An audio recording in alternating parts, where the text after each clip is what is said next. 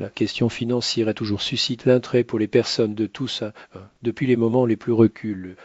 Il y a ceux qui en gagnent fortune et d'autres qui rêvent encore de cette possibilité. Il n'y a pas de formule magique qui fonctionne pour tout le monde, car chacun trouve sa propre façon de réussir. Cependant, lors de l'analyse des listes telles que le magazine Forbes, il est courant de trouver plusieurs représentants de la communauté juive parmi les plus riches du monde.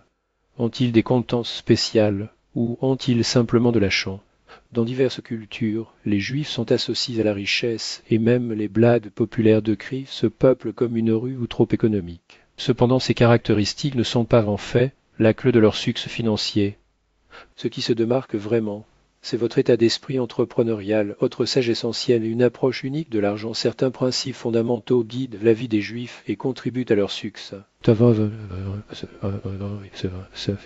Une vieille sagesse juive enseigne que ceux qui perdent leur temps ne reconnaissent pas le véritable coût de cette perte, car le temps est le seul bien qui ne peut pas être récupéré. Les Juifs sont connus pour leur dévouement inlassable au travail. Ils deviennent rarement inactifs à la recherche de nouvelles idées et solutions pour les défis.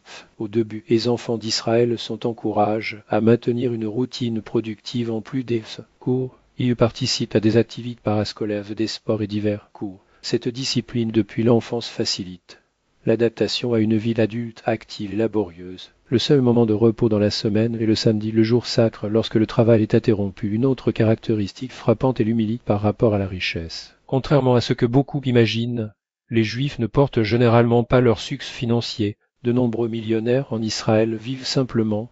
Ils portent les transports en commun, portent des vêtements modestes et continuent de travailler même après avoir accumulé des fortunes. Un exemple bien connu est Mark Zuckerberg qui, malgré sa fortune, préfère un style de vie discret, portant un genre et un tennis au lieu de costumes coûteux. Cette discrétion n'est pas décontractée. La culture juive enseigne que la richesse ne devrait pas être une source de fier.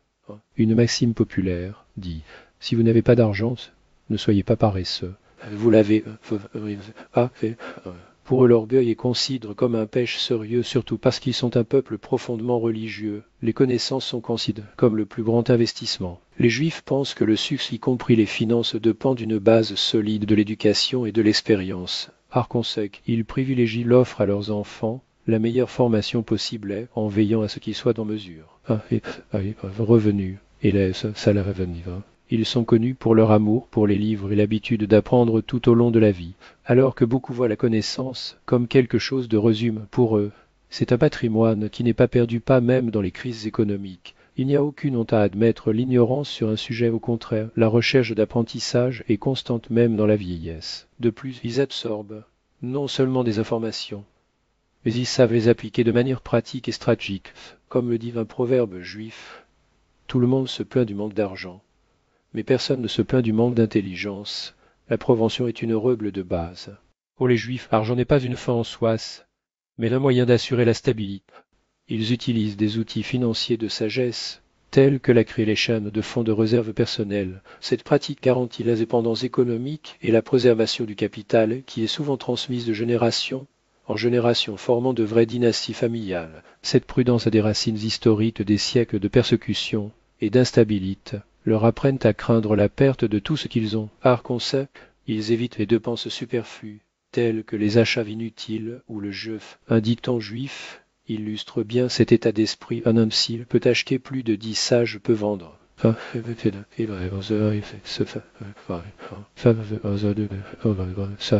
Du monde vive à crédit, les Juifs préfèrent accumuler des ressources plutôt que de compter sur des prêts.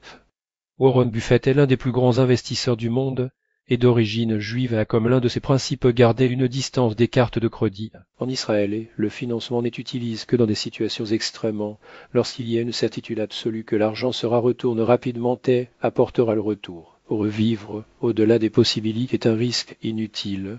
L'union est un pilier fondamental. L'histoire du peuple juif est marquée par des périodes d'adversité qui, au lieu de diviser, en renforcent leurs liens communautaires. Aujourd'hui, la communauté juive est l'une des plus favorables au monde. Tout juif sait qu'à des moments difficiles, vous pouvez compter sur le soutien. Selon la tradition, demander de l'aide n'est pas une source de honte. Au contraire, l'arrogance est considérée comme un péché.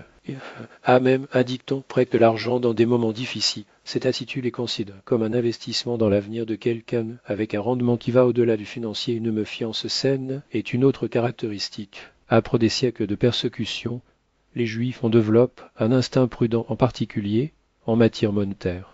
Ils savent que rien dans la vie n'est libre et que l'ingéniosité peut coûter cher. Un proverbe juif provient: méfiez-vous de ceux qui promettent quelque chose pour rien